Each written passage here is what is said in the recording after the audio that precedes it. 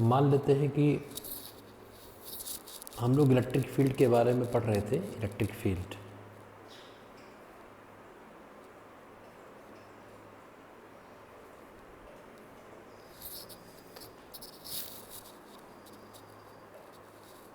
तो इसमें एक एग्जांपल मैं ले रहा हूँ कि मान लो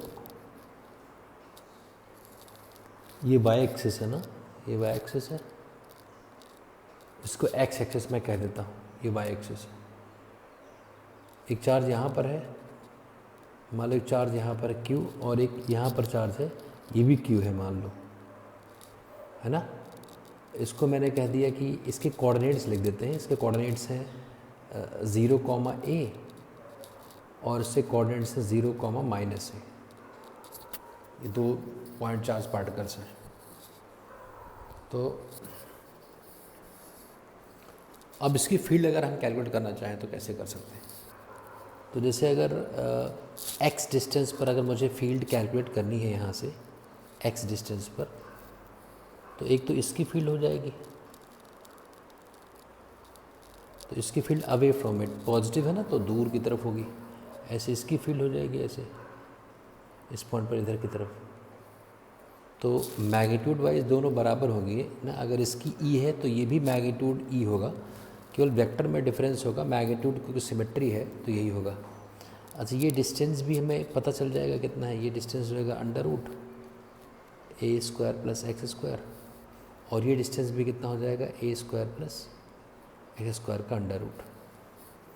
तो यहाँ पर ये एंगल अगर मैं थीटा कह दूँ, ये वाला एंगल थीटा, तो ये भी थीटा होगा, अपोजिट एंगल है। ये एंगल थीटा है तो ये भी अपोजिट एंगल थीटा होगा। तो इन दोनों का रिजल्टेंट इधर की तरफ आ जाएगा, तो ये रिजल्टेंट हो जाएगा 2e cos theta, 2e cos theta. और जो उसका ये वाला कंपोनेंट होगा ना e sin थीटा, और जो नीचे वाला कंपोनेंट होगा e sin थीटा, ये आपस में कैंसिल आउट हो जाएगा, तो 2e sin थीटा हो जाएगा।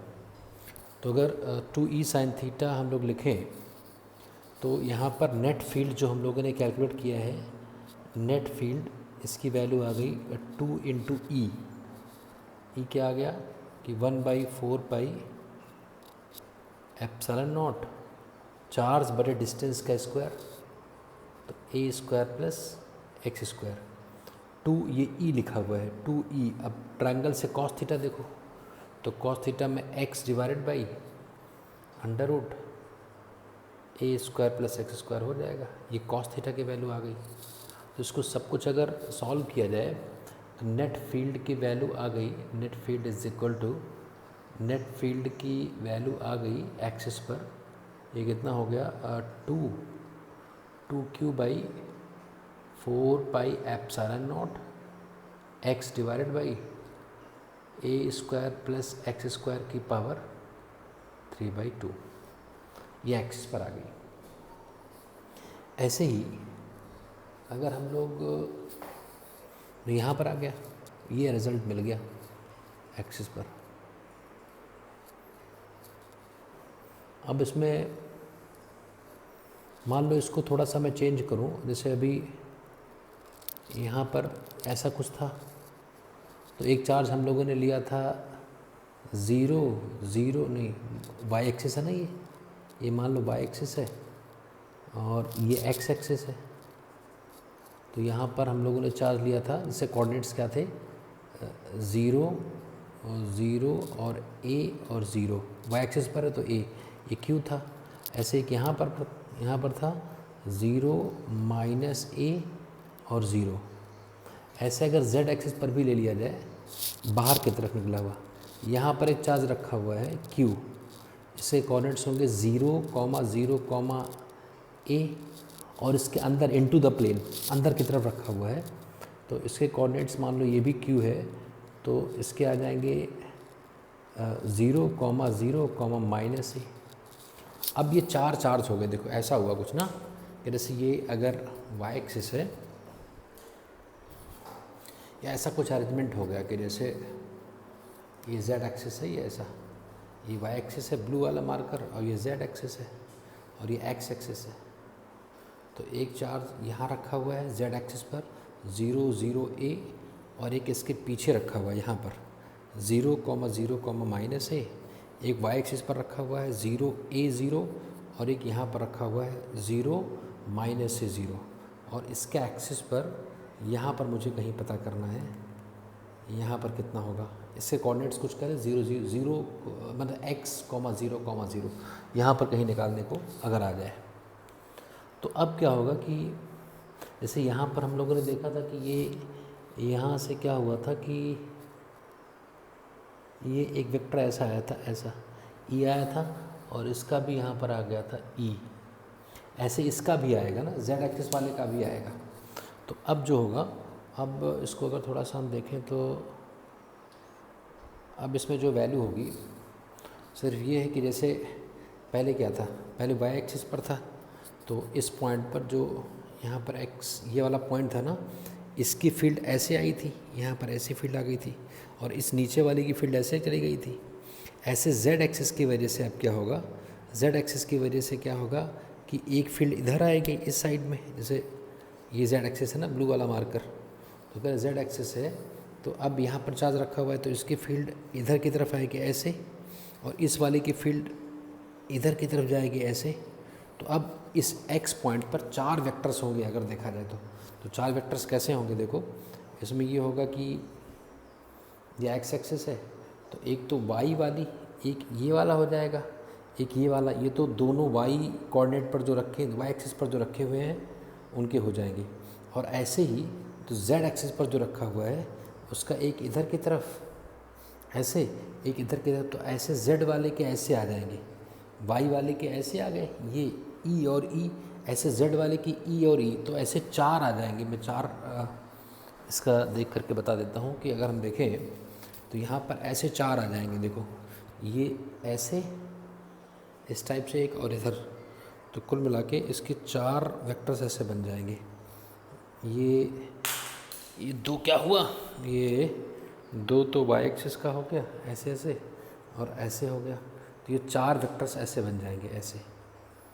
और ये जो एक्स एक्सिस है ये सारे वेक्टर्स थीटा एंगल फॉर्म करेंगे, तो इन सब का रिजल्टेंट आगे की तरफ 4e cos थीटा हो जाएगा और बाकी जो इसके प्लेन में आएंगे वो सारे कैंसिल आउट हो जाएंगे। तो यहाँ पर जो रिजल्टेंट है, मेरा कहने का मतलब है कि अब जो रिजल्टेंट होगा ना, यहाँ पर ये जो रिजल्टेंट होगा ये 4e cos थीटा हो जाएगा, 4e cos थीटा। तो इस फॉर्मूले को अगर मैं सिर्फ हमें इसके लिए चेंज करना है तो जहाँ पर 2q लिखा हुआ है वहाँ पर कोई 4q लिख देना, तो इस कन्फिग्रेशन के लिए आंसर आ जाएगा, ये वाला ऐसा हो जाएगा। बस जहाँ पर 2q लिखा हुआ था वहाँ पर 4q लिख देना है तो वो ऐसा हो जाएगा, बाकी कोई चेंज नहीं होगा। तो हम लोगों ने ये देखा, इसको और जनरलाइज अगर कर दिया जाए तो अगर जनरलाइज में कर दूँ तो क्या होगा, देखो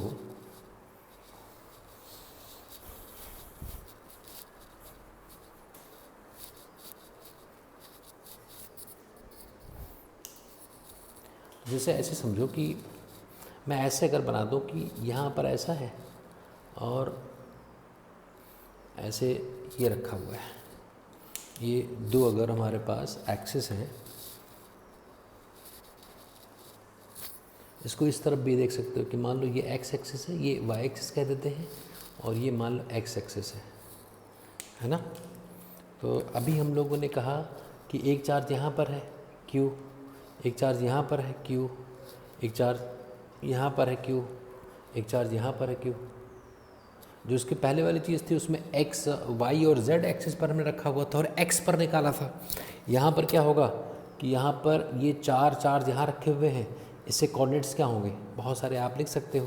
जैसे a डिस्टेंस, यहाँ से सारे a डिस्टेंस पर है, इक्विडिस्टेंट है, तो इसकी फील्ड जो y z एक्सिस पर, मतलब उस प्लेन के परपेंडिकुलर, पहले क्या था कि x और y प्लेन में, जैसे यहाँ ऐसे रखा हुआ था, ये z एक्सिस था, z और y और z, हाँ ऐसा रखा हुआ था, y और z प्लेन में 4 चार्ज रखे हुए थे, यहाँ पर यहाँ पर यहाँ पर यहाँ पर, तो वाई जेड प्लेन में रखा था और हम यहाँ पर निकाल रहे थे एक्स पॉइंट पर।